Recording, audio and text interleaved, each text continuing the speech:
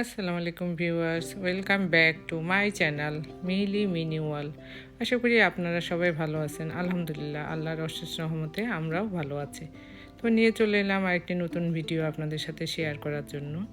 আশা করি আপনাদের ভালো লাগবে, তো দেখতেই থাকুন। এটা হচ্ছে ফিশিংয়ের একটা ব্লগ। তা আমার ছোট বোন সহ আমরা ফিশিং করার জন্য ইন্ডিয়ানাপলিসে গিয়েছিলাম। তো সেখানে একটা পার্কের ভিতরে একটা লেক আছে, সেখানে আমরা ফিশিং করব। ওখানে এক ভাই আগে থেকেই গিয়েছে, যিনি আমাদেরকে বলেছিল যে উনি ওই জায়গাতে অনেক মাছ পায়। তো আমার হাজব্যান্ডের সাথে তার ভালো পরিচয়, তো সেই সুবাদে যাওয়া। আর এটা যেতে যেতে গাইস্টের উপর দিয়ে যাচ্ছি, তো খুবই সুন্দর ভিউটা আপনাদের সাথে তুলে ধরলাম।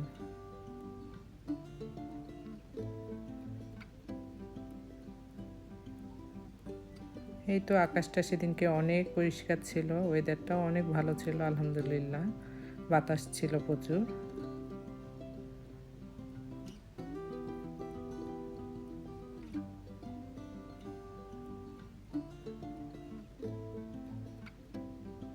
এই তো আমরা পার্কে চলে এসেছি। তো এই এলাকার যদি হওয়া যায় তাহলে $6 করে মনে হয় নিত, আর আমাদের কাছ থেকে $7 করে চার্জ করেছে পার গাড়ি।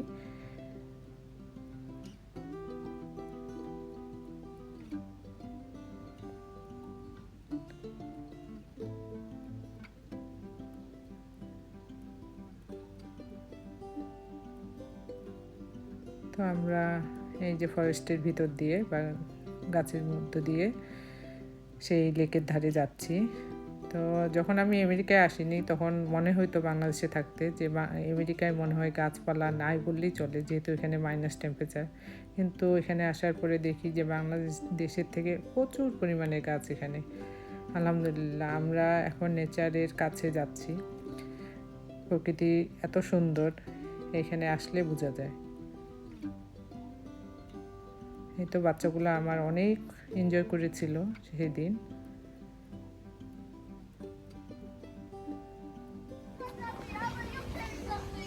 I'm taking care of your sister. She's like all the way over there. Don't worry, I have her, I promise.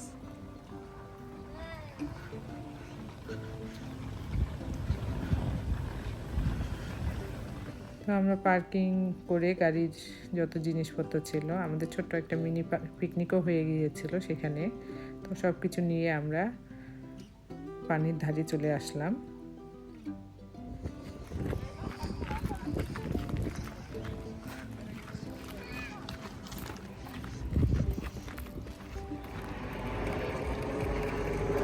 দেখুন এত সুন্দর, মাশাআল্লাহ, আল্লাহ সৃষ্টি প্রত্যেকটা জিনিসই অনেক সুন্দর।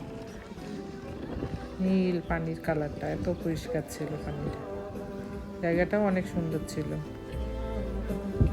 অনেক মানুষ এসেছিল, আমরা ওখানে আবার পাকিস্তানি ফ্যামিলিও দেখেছিলাম, কয়েকটা পিকনিকের জন্য এসেছিল।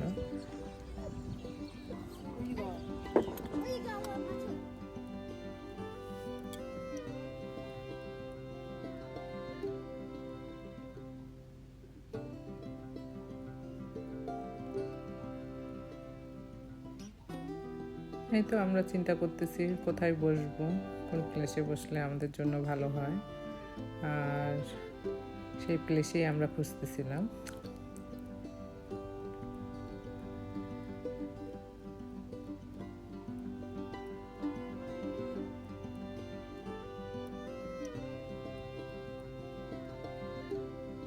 এই তো শুভামণি খুব এনজয় করে খেলতেছে।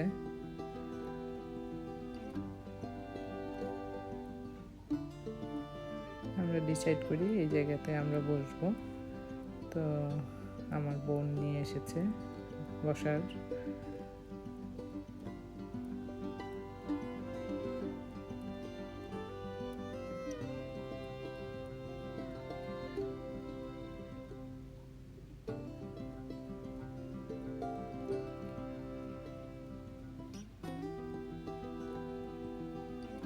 আমরা সবাই এত কথা বলতেছিলাম, পরে আমি আমার বোনকে বলতেছি যে আমাদের কথাতে আর মাছ আসবে না, ধরবে না।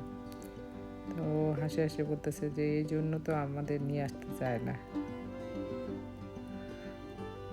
তো ভালোই লাগতেছিল সব কিছু। আমার হাজব্যান্ড অলরেডি তার হুইল চিপ ফেলেছে ফিশিংয়ের জন্য। হোপফুলি আমরা মাছ পাই।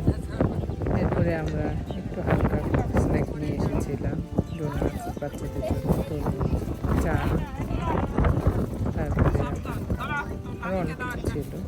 আমরা এনজয় করতেছিলাম, খাচ্ছিলাম আর ফিশিংয়ের জন্য অপেক্ষা করতেছিলাম।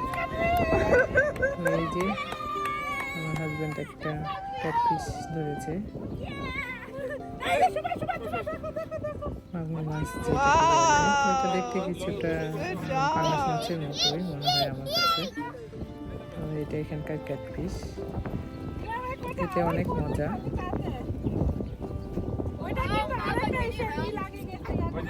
পাশাপাশি কয়েকটা ছোট ফিশও ধরেছিল, সেগুলো রেকর্ডিং করা হয়নি। Good job.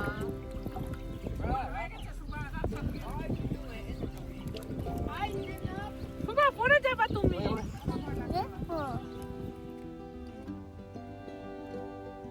ফিশিং জিনিসটা আসলে অনেক ধৈর্যের প্রয়োজন।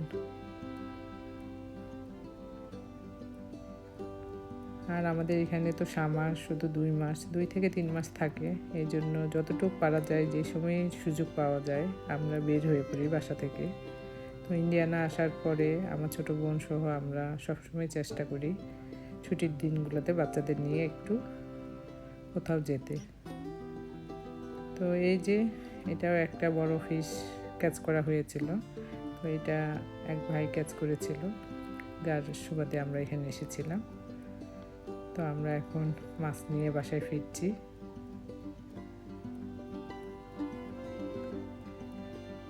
তো এখানে এক আমেরিকান ফিশিং করতেছে। তো ওরা শুধু মাছগুলা ক্যাচ করে আবার ছেড়ে দেয়।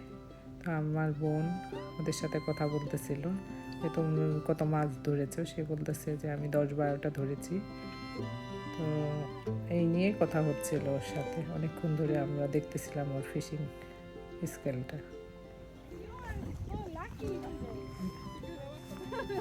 I caught a big catfish earlier today too. Oh, really? You put them back? Yeah, I put them. Aww. When you catch it, just call me. I'll come and take that. I don't know.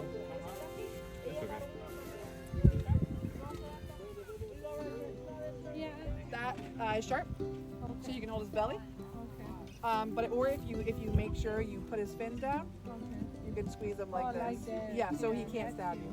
Or put your finger in his mouth. He can't. No teeth. You got him. Yeah. ও আমার এই ধরা তুমি তো ছোটবেলাতে ধরা খুশি খুশি না খুশ সিস্টার। এই যে মনিকা একটা বিশাল বড় মাছ পল্লবের হাতে তুলে দিচ্ছে।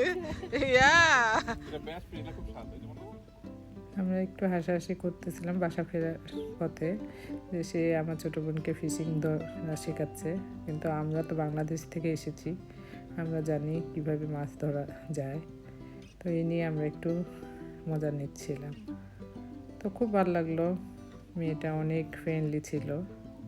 সে সবাইকে মাছ ধরে ধরে দিচ্ছে। এই তো রাত হয়ে গিয়েছে, আমরা অলমোস্ট বাসার কাছাকাছি।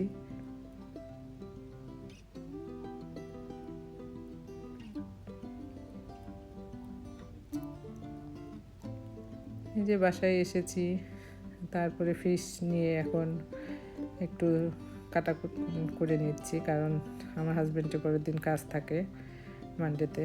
তো আমি ভাবলাম যে এখনই ক্লিন না করে নিলে এই মাছ আমি পারবো না পরে ক্লিন করতে। তো আমাদের অনেক সময় লেগেছিল ফিশটা ক্লিন করতে, কারণ আমাদের দুজনকারই অভ্যাস নেই ফিশ কাটার। তো মাছটা অনেক মজা ছিল, ডিমও হয়েছিল অনেকটা। তো রেকর্ডিং করেছিলাম, বাট শেয়ার করলাম না। অনেক সময় অনেক রেস্ট্রিকশন থাকে অনেক কিছুর।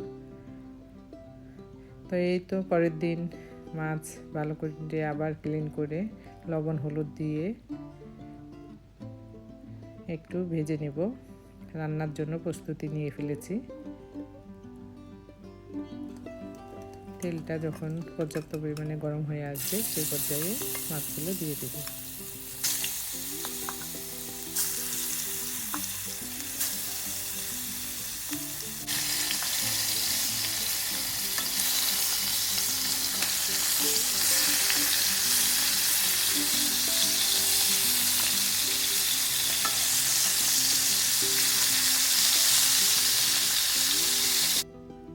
এই তো মাছে ঝোলে পানি দিয়ে দিচ্ছি।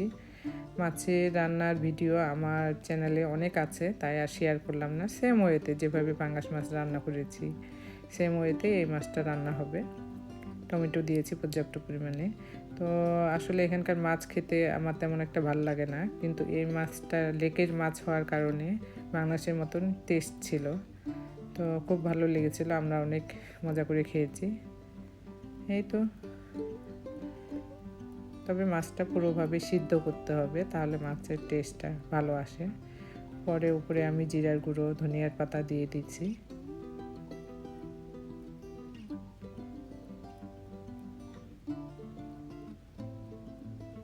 এই তো আধা ঘন্টার মতন ঢেকে রাখবো, তারপর ব্যাস হয়ে গেল মজাদার মাছ রান্না। তো এই তো ভিউয়ার্স, এইটা ছিল আমার ছোট একটা ভিডিও ফিশিং টু রান্না কুকিং পর্যন্ত। আপনাদের যদি আমার ভিডিওগুলো ভালো লেগে থাকে তাহলে অবশ্যই like, comment, share and subscribe করবেন। এভাবে পাশে থাকবেন আমার। Thank you for watching my channel. Okay, আল্লাহ হাফেজ।